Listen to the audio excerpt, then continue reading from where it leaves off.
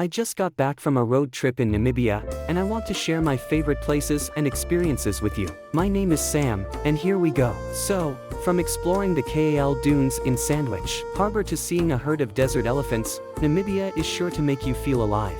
My wife and I spent 15 days exploring the wonders of Namibia. Adventure. The first place we went to was Deadvlei, and Deadvlei is located in the Namib National Park. Namib National Park, about a 5-hour drive from the Windhoek. Deadvlei is home to towering sand dunes on which eagle antelope freely roam, and the famous clay pans are the most iconic. The most iconic place in Deadvlei and Namibia as a whole, in general, is the Dead Village. Is about an hour's drive from the park's main gate, the main gate of the park. The scenery along the way is absolutely spectacular with massive sand dunes on either side, paved inside the park until you get to the social sleeper parking area, and here, this is where you can decide whether to drive on the sand road or take the shuttle. We decided to take the shuttle, because I didn't want to take any chances. I've seen some trucks that couldn't make it through the sand, but if you're confident in your driving skills and you have a good 4-wheel drive car, you can try it. The sand road can be tried if you want to take a shuttle. Costs about $10 per person. Once again,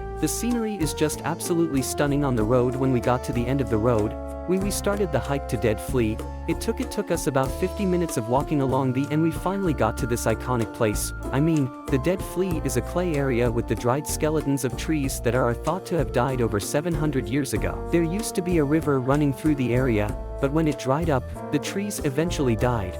And because the area is so dry, the trees didn't decompose and stayed frozen in time. We got a late start to the day and we got here around 1 o'clock in the afternoon. So it was just scorchingly hot. But the good thing is there's no one around. It's so surreal to walk amongst these ancient trees. And now over at Deadvlei, Big Daddy Sand Dune. The Big Daddy Sand Dune is the tallest. The dune in the Suez block area is 325 meters high. 325 meters high. I wanted to climb to the top, but it was too hot at noon. So we went back the next morning when it was much cooler, and started the trek. We started by walking along the crest of the dune next to Dead Point V, and we managed to we got a view of the clay pan as we got closer to Big Daddy. I was just amazed by the scale of the dune. After about an hour and a half of walking, we got to the top where we had the most incredible 360 view of the now desert, and the scenery seemed to go on forever. After resting here for about 30 minutes, we did the most interesting part of the hike, and we went down the dune, and it's the most weird sensation. It's like you're bouncing on the hot sand.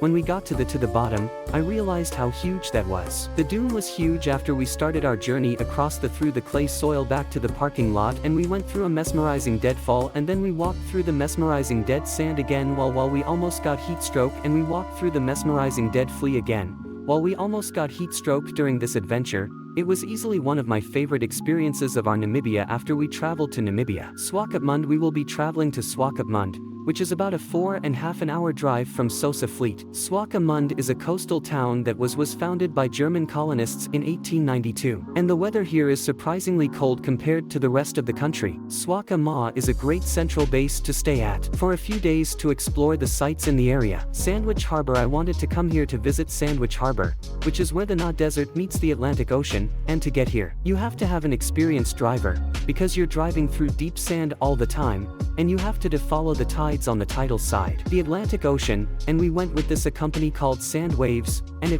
we traveled from the town of Wallis Bay, and we drove down a narrow strip of beach between the dune and the ocean, and we stopped and we went up to the top of one dune, and we were able to get incredible views of the surrounding area. After we got back in the car and drove around the top, it was a little scary at first, but we quickly got used to it, and it was like a rush drone driving across the sandy. Our last visit was to a phenomenal observation deck. The observation deck, which had an iconic view, after enjoying the dunes, we began to head back to Wallis Bay. A fog was coming in, which gave the landscape, the scenery, a completely different atmosphere, as if they had destroyed a scene from Mad Max. Or now another place where you can Cape Cross Seal Sanctuary. Cape Cross is located about an hour and a half from Swakopmund and is home to one of the largest seal population in the world. It's home to tens of thousands of seals. I will say it was one of the worst smelly places I've ever been. When I got out of the car, I was hit with one of the most disgusting smells I've ever experienced in my life. It was so strong, but you get used to it after a while. I'd been with the seals too long. My clothes, my camera, and my hair smelled like seals for a day or two, so just a heads up. If you go, there is a boardwalk that you can walk on, and even some of the seals managed to get on it. Despite the smell, I've had a great time watching the thousands of sails that thrive here. Afterwards we will head inland to the Spitskop to visit Spitskop, which is about a 2-hour drive from Swakopmund. Spitskopa is a massive granite mountain that has been nicknamed the Horn of Africa. The highest peak is about 670 meters above the surrounding wilderness. Now you can camp inside the park or outside.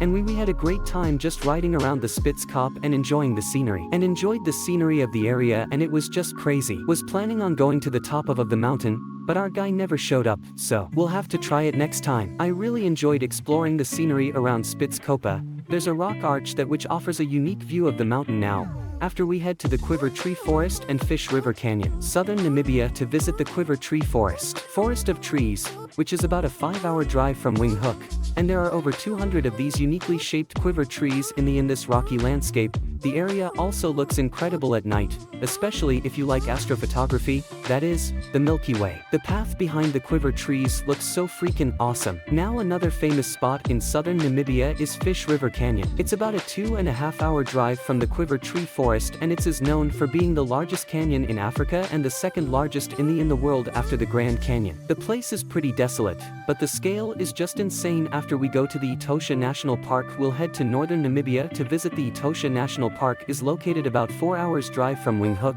Etosha is one of the largest national parks in Africa. If you look at Etosha from space, you can see a massive salt basin that takes up almost a quarter of the park, and it's home to some of Namibia's finest wildlife, such as giraffes, zebras, and elephants. What's great about Etosha is that you can go on a self-drive safari in your own vehicle. You'll be traveling along dirt roads in search of wildlife. Another great thing about Etosha are the waterholes, a great place to sit and wait to see what animals will come to drink, especially during the dry season. Another great way to experience Namibia's wildlife is found in private reserves, of which there are many throughout, and they offer luxury accommodation combined with incredible wildlife. The largest reserve in the country is AI. We spent 3 days here, and it was one of my favorite parts of my stay in the country. I have to say, we were one of the last guests before it closed for renovations, and I think it's going to reopen in 2026, so just keep that in mind if you're planning on staying there. Now, while we were in our cabin,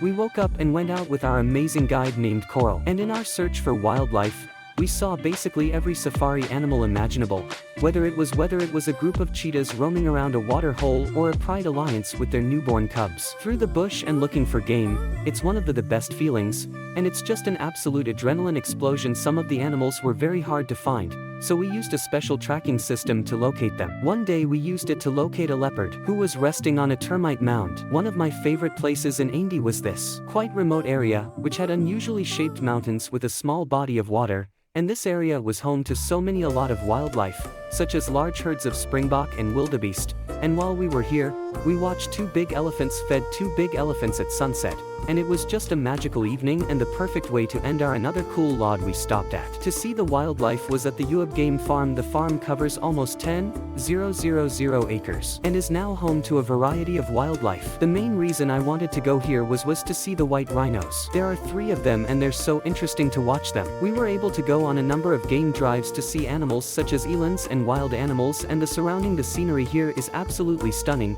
If at Pupa Falls you want to go to the very north Namibia, you can visit the Pupa Falls, which is located right on the border of Angola and Namibia, and is about a 10-hour drive from Windhoek, even though it's far off the road and difficult to access. But the beauty here is well worth the effort. A few cabins and campgrounds to stay in at the waterfall. I particularly like the bob tree trees that grow on the rocks between the waterfalls. A unique place for our final destination, Damaraland and Desert Elephants. We will be traveling to Damaraland, located in the northwestern part of the country, about a 5-hour drive from Windhoek. Damaraland is home to the famous HBA tribes and some of Namibia's most rugged and beautiful landscapes,